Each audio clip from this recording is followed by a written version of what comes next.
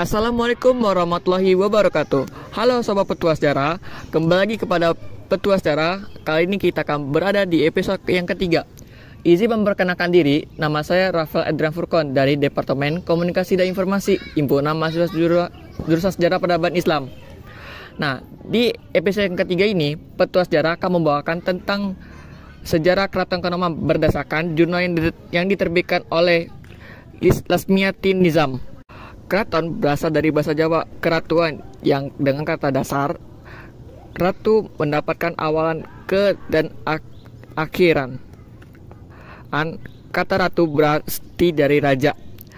Kata keratuan itu menunjukkan keterangan tempat, yaitu sebagai tempat bersemayam raja atau tempat kediaman raja. Terus terkait dengan arti keraton, Suratman mengatakan bahwa keraton merupakan istilah yang mempunyai beberapa arti. Yang pertama berarti negara atau kerajaan, dan yang kedua itu sebagai perkarangan raja meliputi wilayah dalam Cepuri Beluarti. Menurut Cepuri dari tembok Beluarti atau ditambah dengan alun-alun Suratman. Keraton merupakan kumpulan bangunan tempat bersemayam raja dan keluarganya. Raja sebagai kepala pemerintah selalu ditinggal di dalam keraton yang biasanya dijadikan sebagai pusat kerajaan dan segala kegiatan politik, ekonomi, sosial, dan budaya. Para pejabat tinggi kerajaan dan bangsawan biasanya juga tinggal di sekitar istana. Karena hampir semua kegiatan pusat itu sekitar keraton, maka tempat kediaman raja tersebut berkembang menjadi kota, menurut Hadi Mulyo dalam tim peneliti jurusan sejarah. Menurut secara rinci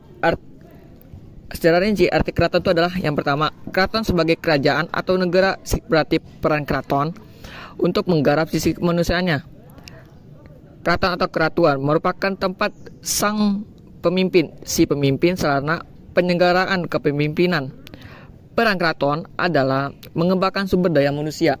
Yang kedua, keraton sebagai perkarangan raja, berarti wilayah yang melingkupi tempat bersemayam raja.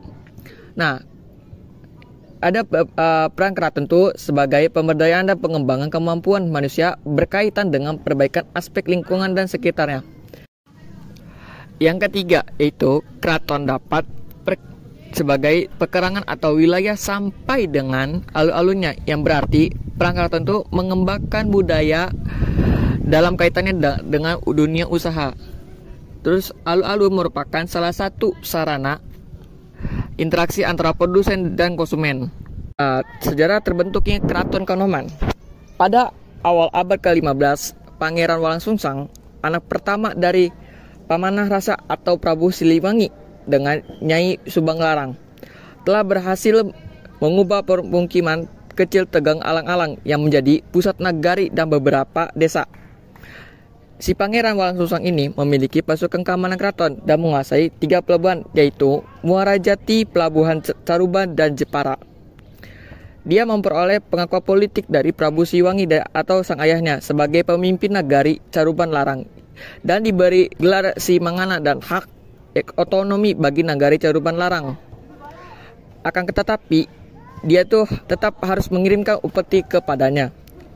Pada tahun 1479 Masehi, Walangsungsang atau Pangeran Cakrabuana menobatkan Syarifida Tua, yaitu anaknya atau Nyai Rara Santang, yang menikah dengan bangsawan Arab Maulana Sultan Muhammad yang menjadi tumenggung. Pengangkatan sebagai tumenggung tersiar hingga Demak. Syarifida Tua diberi gelar oleh para wali di Demak sebagai Panatagama di tanah Sunda dengan nama Sunan Gunung Jati. Pada tahun yang sama, dia itu diundang oleh Sultan Demak, yakni Raden Fatah, agar membantu pembangunan Masjid Demak yang dikerjakan oleh Wali Songo menurut Sunarjo tahun 1983 halaman 63. Nah, Sunan Gunung Jati ini mendapat bagian dari Soko Guru. Nah, Soko Guru ini yang berjumlah 4 tiang tersebut yang dikerjakan oleh 4, yakni Sunan Gunung Jati, Kalijaga, Sunan Bonang, dan Sunan Ampel.